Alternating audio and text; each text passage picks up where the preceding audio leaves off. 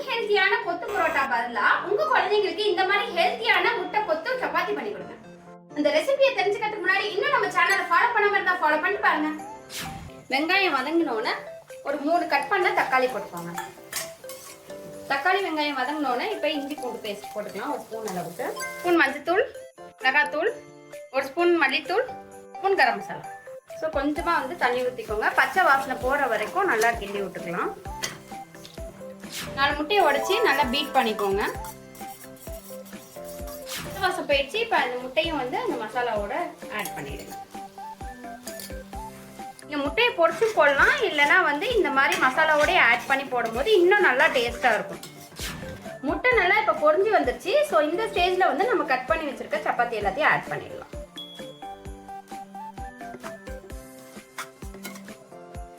நல்லா இந்த கிரேவி சப்பாத்தியில் படுற மாதிரி நல்லா மிக்ஸ் பண்ணிடுங்க. லாஸ்ட்டாக கொத்தமல்லி போட்டு இறக்கிடலாம். உங்கள் குழந்தைங்களுக்கு ஒரு வாட்டி இந்த சப்பாத்தி பண்ணி கொடுங்க. கண்டிப்பாக இன்னும் வேணும்னு கேட்டு வாங்கி சாப்பிடுவாங்க. இந்த லஞ்ச் நான் பேக் பண்ணும்போது எக்ஸ்ட்ரா தான் வந்து பேக் பண்ணுவேன். ஏன்னா அவங்க ஃப்ரெண்ட்ஸும் விரும்பி சாப்பிடுவாங்க.